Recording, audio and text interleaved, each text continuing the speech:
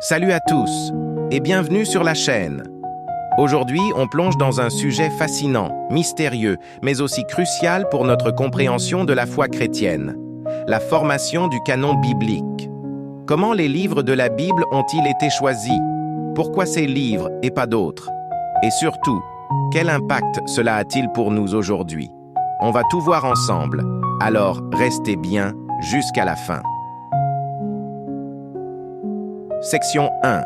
Définition du canon biblique. Commençons par définir ce qu'on entend par canon biblique. Le mot canon vient du grec kanon, qui signifie règle ou norme. Donc, le canon biblique, c'est l'ensemble des livres que l'Église chrétienne a considérés comme étant inspirés par Dieu et faisant autorité pour la foi et la pratique. Mais avant que ce groupe de livres soit reconnu officiellement, il a fallu un long processus de discernement.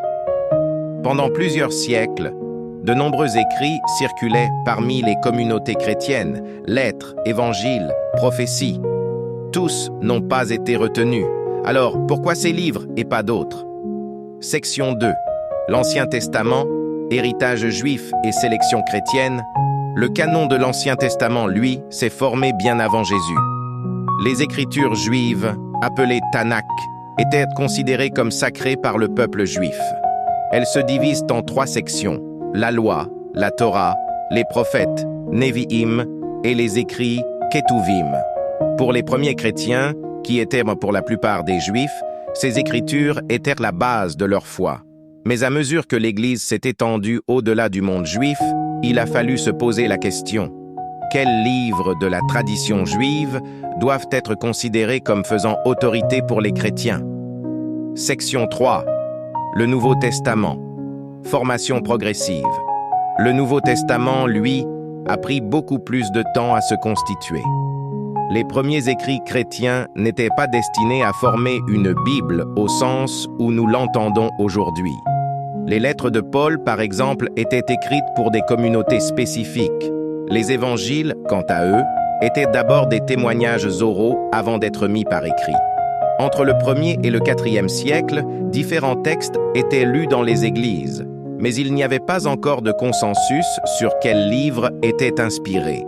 Certains textes, comme l'évangile de Thomas ou le pasteur d'Hermas, étaient populaires dans certaines régions mais pas dans d'autres. C'est finalement au 4e siècle que l'Église s'est réunie pour trancher. Lors des conciles de Laodicée, vers 363, et de Carthage, en 397, des décisions importantes ont été prises. On y a défini plus clairement les livres du Nouveau Testament, ceux qui étaient jugés authentiques et inspirés. Section 4. Les critères de sélection. Mais comment ces livres ont-ils été choisis? Il y avait 3 critères principaux. L'apostolicité. Est-ce que le texte a été écrit par un apôtre ou quelqu'un proche d'un apôtre? L'usage universel. Le texte était-il accepté et lu dans toutes les églises à travers le monde chrétien? L'orthodoxie. Le contenu du texte était-il conforme à la doctrine chrétienne telle qu'elle avait été enseignée? Ces critères ont aidé à séparer les écrits considérés comme authentiques et inspirés par Dieu de ceux qui ne l'étaient pas. Section 5. L'importance pour nous. Aujourd'hui, alors pourquoi est-ce si important pour nous aujourd'hui?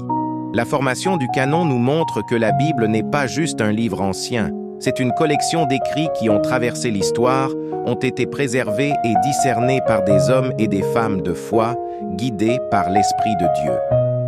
Comprendre ce processus, c'est aussi comprendre que notre foi repose sur des bases solides.